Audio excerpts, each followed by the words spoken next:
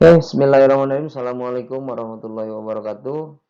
Kembali lagi dengan saya yaitu Eli Sumantri dari SMK Negeri Parung Ponteng, kantor cabang Dinas 12, Kabupaten Tasikmalaya. Pada kali ini saya akan melanjutkan pembahasan materi pembelajaran daripada sebelumnya, yaitu tentang proxy server dari mata pelajaran Administrasi Infrastruktur Jaringan pada jurusan atau kompetensi keahlian teknik komputer dan jaringan. Ini saya buat yaitu sebagai salah satu bahan materi pembelajaran, walaupun sebetulnya ada beberapa banyak atau panjang sekali dalam pembahasan proxy server ini, namun karena keterbatasan waktu dan juga durasi yang bisa dibikinkan, sehingga saya di sini akan membahas dua sub kompetensi saja daripada proxy server ini. Karena video ini juga saya buat sebagai salah satu laporan rutin bulanan di dalam TRK, yaitu untuk bulan Oktober tahun 2022. Oke, langsung saja. Kita akan membahas tentang proxy server. Yang pertama yaitu tentang pengertian proxy server. Proxy server adalah sebuah perangkat komputer atau software yang bekerja sebagai proxy, yaitu menjadi perantara bagi kita dan juga server tujuan. Jadi ketika mengakses internet, kita tidak bisa langsung terhubung ke dalam sebuah website, ya, karena akan melalui dulu server. Nah, di dalam server ini data kita diolah sebelum nyampe ke dalam website. Nah, diolah seperti apa? Diolah sebagai, nanti akan lebih dijelaskannya itu adalah ketika dalam pembahasan manfaat atau tujuan daripada adanya proxy server.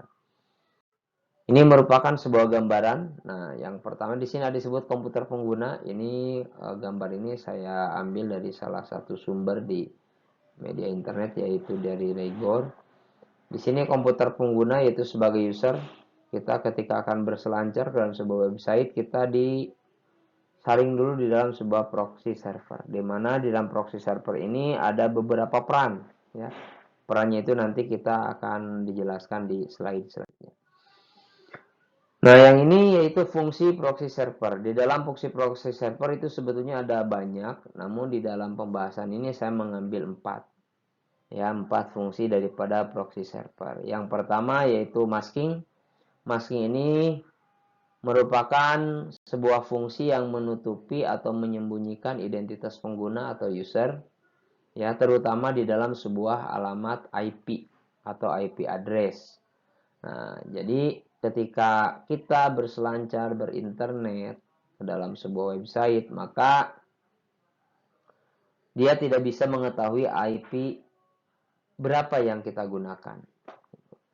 Nah, yang kedua yaitu connection sharing, di mana ini berfungsi sebagai salah satu terminal atau sebuah hub, ya. Di sini disebutkan jika sebuah perusahaan menggunakan proxy, maka semua orang di perusahaan tersebut dapat mengakses internet melalui satu jalur atau satu gateway. Dengan kondisi tersebut, antara komputer dapat saling berbagi akses data melalui yang satu dengan yang lainnya. Yang ketiga daripada fungsi proxy server yaitu sebagai filtering atau penyaring, ya, pemilah informasi. Semua transfer informasi menggunakan internet akan disaring terlebih dahulu sehingga bisa meminimalisir serangan virus atau malware. Jadi tidak sekonyong-konyong yang kita dapatkan, tidak seluruh yang kita dapatkan dari dari website itu bisa disaring dulu oleh sebuah proxy. Dan yang terakhir, yang keempat, yaitu adalah proxy server, yaitu berfungsi sebagai caching. Artinya data sementara dari aktivitas internet akan disimpan di server. Jadi ketika Anda ingin mengakses data itu lagi, proxy server akan memberikan data yang sudah disimpan sebelumnya. Jadi cache, ya. Cache ini biasanya juga sebetulnya banyak, tidak hanya di dalam sebuah komputer, tapi cache juga sering kita temui seperti dalam handphone gitu, ya. Jadi cache ini merupakan sebuah tapak bekas atau sebuah histori yang telah kita jelajahi. Jadi dengan proxy ini kita bisa menyimpan. Ketika kita akan masuk lagi, maka tidak akan terlalu sulit.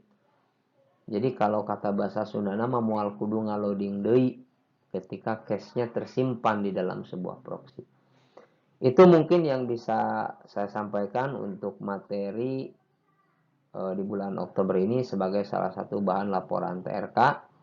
Mohon maaf atas segala kekurangan. Mudah-mudahan ada manfaatnya dan juga mudah-mudahan ini dapat menjadikan motivasi saya ke depannya untuk bisa lebih baik lagi dalam melaksanakan tugas sebagai seorang pengajar di teknik komputer dan jaringan, dan juga bisa lebih baik lagi mengabdi sebagai seorang PNS di Provinsi Jawa Barat. Sekian, wabillahi taufiq walhidayah. Assalamualaikum warahmatullahi wabarakatuh.